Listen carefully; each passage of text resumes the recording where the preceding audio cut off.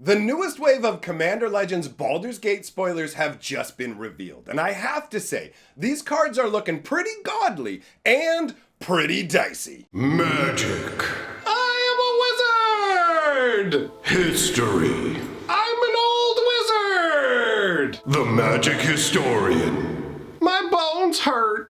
Greetings, owners of fine luxury cardboard rectangles, my friends. I hope the day finds you well. I know it's been a few days since you've seen me, and that's because I just got married. And I want to take a moment to say thank you to all the people who shared congratulations and gifts. You really did make our day that much more special. And honestly, I'm still humming and flying through the air. I'm super stoked and super happy. So, that being said, we'll be taking our honeymoon when the world's more calmed down so we can enjoy it properly. I am back for magical action. So with no further ado, let us dive in to the cardboard rectangles. So we're starting out with Will, Blade of Frontiers, an interesting magic design and a character with an interesting background. So the card itself is 1 red and 1 for a 1/1 legendary human warlock with the following abilities. If you would roll 1 or more dice, instead roll that many dice plus 1 and ignore the lowest roll. Now this is an ability that you don't find very widely in Magic the Gathering. There are a number of dice rolling cards. A majority of them actually exist within the world of the uncards, the silver bordered world, so I imagine there's going to be a bunch of unplayers who are super stoked about this. But we do, especially with the addition of the previous Dungeons and Dragons set, actually have a number of cards in regular Magic that also fire off the dice rolls. And that goes great with this second ability that says whenever you roll 1 or more dice, put a +1/+1 counter on Will, Blade of Frontiers. Admittedly, I wish it was every time you roll a die, put a +1/+1 counter on him. But obviously, in that situation, every time you get to do one, you're going to get 2 counters because he's letting you roll an additional die. And that would, for 2 mana, would probably be too strong as a card. But you can see from his abilities why I said that Baldur's Gate is getting dicey. I found that enjoyable. What else is enjoyable is the idea behind Will. If you didn't know, essentially this character at one point in his life was captured by a squad of goblins, and they basically changed his life by putting him through a terrible situation that resulted in them taking one of his eyes. So after this, he resolved to get power at any cost, and he made a deal with a succubus for infernal power in exchange for his soul. And ultimately, he ended up regretting that happening and tried to meet back up with the succubus to arrange a way out of the deal. But before he was able to, he was captured by illithids, and they put one of those crazy brain tadpoles into him. So he's got some funky backstory to him. I also absolutely love the artwork here, man. The idea of a warlock wielding magic and a sword at the same time always tickles my fancy. When I played D&D back in the day, I never really enjoyed the fact that if I was a wizard, the best I could do was a staff or maybe like a little dagger or something. You know, you're so restricted in gear. So seeing somebody who can wield magic and swords at the same time, that's awesome to me. I really dug like that concept. You could do that with a spell singer back in 2nd edition. I really liked it. But either way, I think that Will, Blade of Frontiers is a great card from a flavor perspective. I think the artwork is awesome, and I think it's cool that we're getting more cards that help out with dice scenarios, because I understand that the random nature of dice is not for everybody, and this does actually not only help the people who love dice rolls, but also helps you make your dice rolls a tad bit less random because you can sit there and roll 2 dice instead of 1, right? So that's not too shabby. Moving on, we've got a very interesting uncommon. 1 red and 4. This is the only uncommon we're going to talk about today. This is Dragon Cultist. This is one of the backgrounds, right? So it says, commander creatures you own have, at the beginning of your end step, if a source you controlled dealt 5 or more damage this turn, create a 4/4 red dragon creature token with flying. So this literally is, you worship dragons. Your commander is part of a cult that worships dragons, and as long as enough blood flows, you can offer that up to the dragons, and one will appear to to serve you. And the flavor text and the art go together to add a whole extra level to it, right? You've got the cultist there with this crazy flaming bowl. I picture this as some kind of sacred dragon flame that is burning atop of blood, right? It's got that kind of vibe to it. And the flavor text says, you know that mighty Dracoliches will one day rule over this world. For you, that day can't come soon enough. If you're not aware of what a Dracolich is, it's one of the coolest concepts in Dungeons and Dragons. It is an undead dragon, but the dragon maintains its mentality, right? It knows what it is. It's not some like basic skeleton or zombie. It is essentially a lich, right? And liches are crazy powerful magic users that have managed to transcend the bonds of death. But normally you get humans or like elves or whatever else becoming liches, although elves becoming liches is insane because it's so antithetical to their nature. But either way, that's way more common than a dragon becoming a lich. And some dragons become liches intentionally.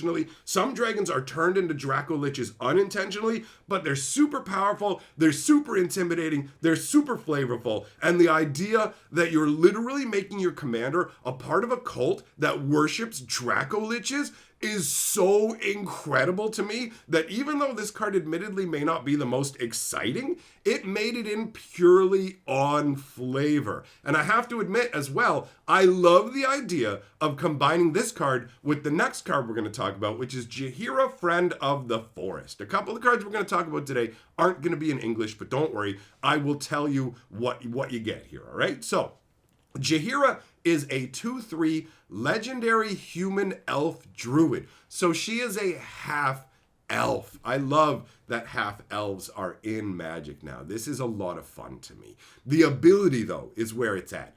Tokens you control have tap, add a green mana, and she has choose a background. You can literally, if you want, combine her with the dragon cultist background and make her a dragon worshiper who basically gets these dragons to show up and then teaches them nature magic. She teaches all your tokens to be druids. She teaches them how to tap into nature. It's amazing. And tokens, in a way, like almost aren't natural. They're unnatural in that they're not formed from regular cards. So I don't know, the idea of her taking unnatural beings in a way and tapping them into the natural world, that flavor works. Also just the idea that she would take these dragons and be like, we will summon up the mighty Dracoliches, but also here, let me teach you how to grow some trees, bro. It's really cool.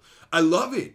I love this card. I like the fact that you can give all of your tokens mana generating capabilities. That is really, really awesome, right? Moving on, we've got a name that is super fun to say. Rega Draga, Gorgut's Boss. 1 green, 1 red, and 2 get you a 4/4 legendary human boar. 4/4 human boar, we're rhyming it up. Each creature you control with a mana ability gets +2/+2. Cool! Dude, I didn't even realize that if you combine that with Jaheira, you can be like, yo, all my tokens now have mana abilities. And Raga Draga's like, let's party, bro. Y'all get +2/+2. Now you're a 6/6 dragon token. Whenever a creature you control with the mana ability attacks, untap it. Yeah! Swing with all your tokens, untap them all. Whenever you cast a spell, if at least 7 mana was spent to cast it, untap target creature, it gets +7/+7 and gains trample until end of turn. I love it. I love it. That's so good. It's so big. It's so beefy. It's so delicious and insane. I love that you can swing with a bunch of little mana donks, right? Oh, my little 1/1s? Nah, son. They're all 3/3s. And they're all going to swing in combat. Oh, and by the way, we're also going to get a ton of mana and cast these spells. Like, you can literally go swing with all my dudes, untap all my dudes, like, that have mana abilities. Tap them for mana during the attack phase.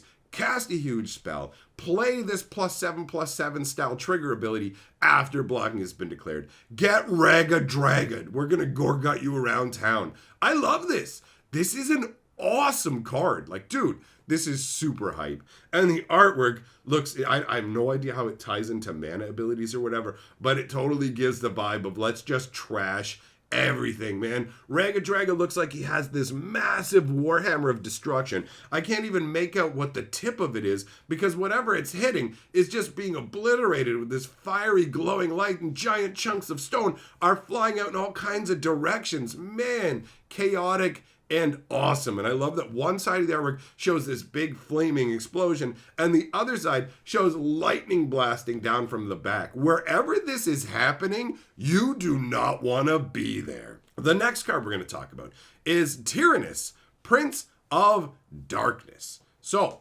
this guy is nuts. 1 black, 1 blue, 1 white, and 1 for a 5/2 legendary god. And he really does feel godly.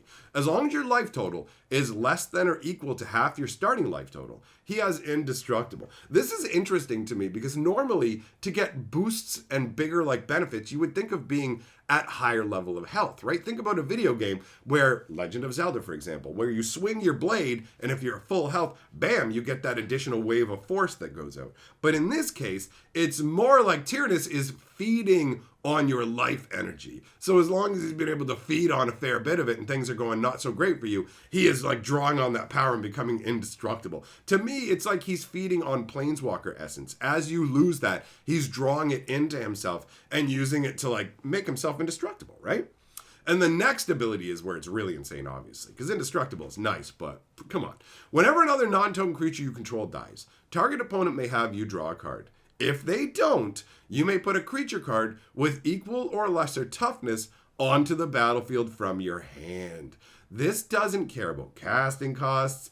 It only cares about toughness, which makes it absolutely bonkers, right? You can have 1/1s that have huge casting costs and crazy come into play abilities or crazy tap abilities, all of these sort of things, right? So your opponent's like, yo, you're going to feed cards into my hand? Or are you going to let me put creatures out and find out what kind of risks you're playing, right? It's great. I love the fact that you don't want to feed too many cards into his hand. Well, now you've got to choose, oh, I put some cards into his hand and now I can let him play them for free. No, I don't like this.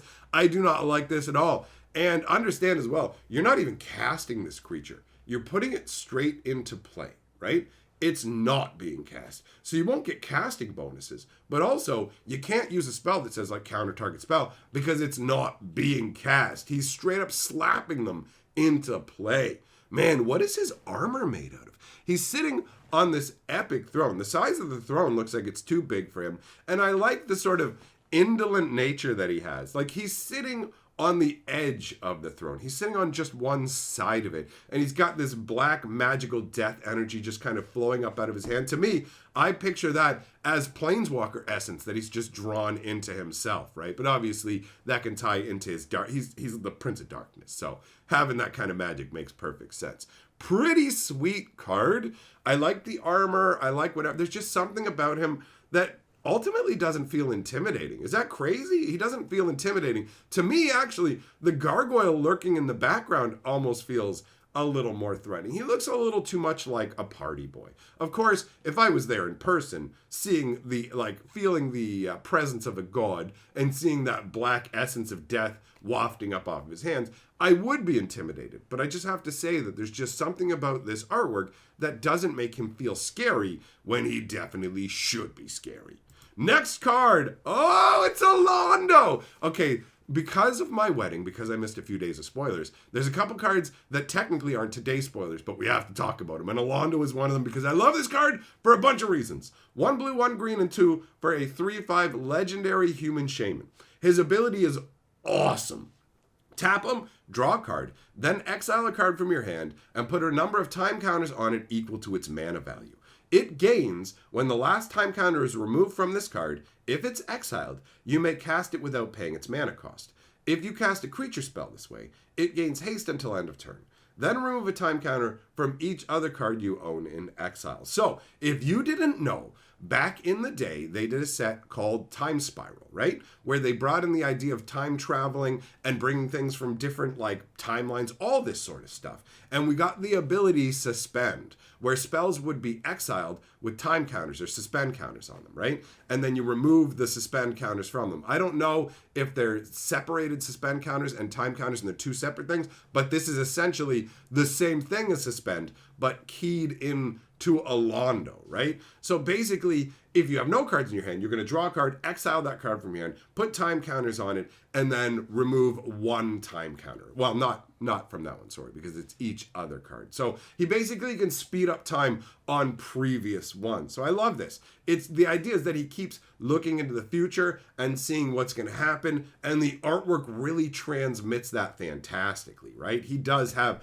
the feeling of a seer. He's got all these arcane implements, big books laid out in front of him, crazy things hanging from the ceilings, you know, like an orrery sort of thing, all these candles, the books, the way that his robes look, all of it give a very cool mystic feel to it. But what I love even further that adds so much flavor to this and really makes it next level for me is actually the dumbfounded "aww" look on Alondo's face. Because here's how I read this. Alondo is clearly a prominent seer and wealthy. Look at his home. So he has servants, right? So he gets caught up in what he's doing. Alondo's so focused on seeing the future that he doesn't pay enough attention to the present, right? And his servants are used to this. So they'll come in and instead of bothering their master, they'll just leave like a plate of food for him off, like, oh, we put a tray of food off to the side, right? And so, in my mind, what's happened here is one of Alondo's friends has showed up while he's in the middle of looking through all of doing his studies, and they found this food on the plate, and they just picked up this big, beautiful pastry that's for Alondo, and just took a big bite out of it. And they're like, "What's up, Alondo?" And then Alondo is like kind of startled for a second, and looks up at them, and then sees the food, realizes he's hungry, and that this person is eating his pastry, and he just gets that look on his face like a 4-year-old when you're eating his pie. Like, look at his face. He's just, I love it. I love the idea of a seer who's incredibly competent in seeing the future, but also so wrapped up in seeing the future that they're not as aware of the present as they should be. Now, obviously, I'm adding my own off-frame flavor to this art, but bro, I love it. It's such a cool concept. This is a great card, all right? Now, the next card I want to talk about is bonkers nuts, and that is Karlach, Fury of Avernus. 1 red and 4 for a 5/4 legendary tiefling barbarian. Whenever you attack, if it's the first combat phase of the turn, untap all attacking creatures. They gain first strike until end of turn.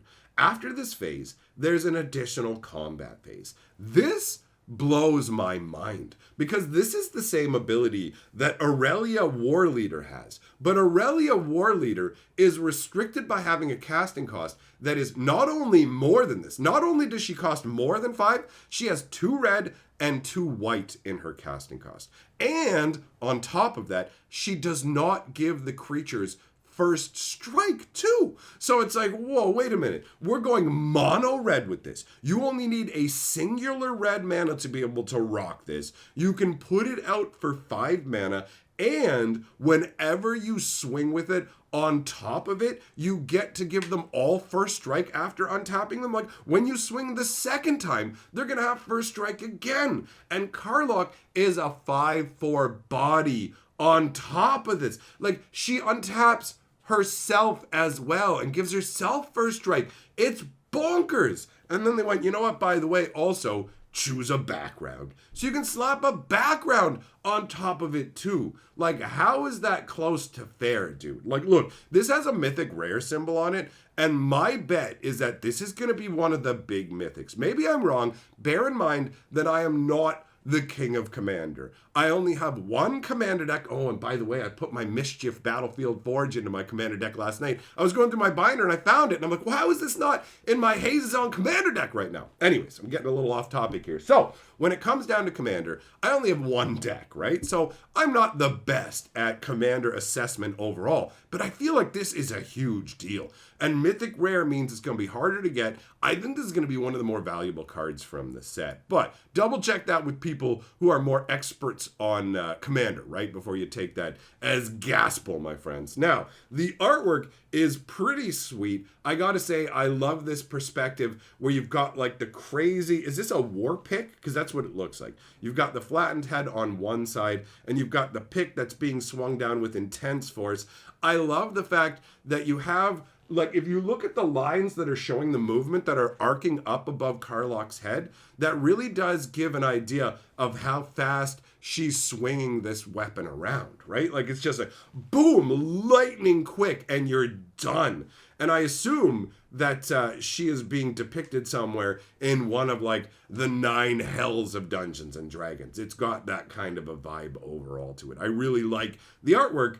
I mean, the speed and weaponry's got to be what's bringing the 5/4, because Karlach doesn't look like a 5/4. I don't really know anything about the backstory of this character, but that wraps up today's batch of spoilers. My friends, I hope you have excellent days. I myself am in super high spirits, feeling great. So I will see you all, my friends, for the next video. Big thank you to all of my patrons for supporting my channel. It does mean a lot to me. See you guys next time.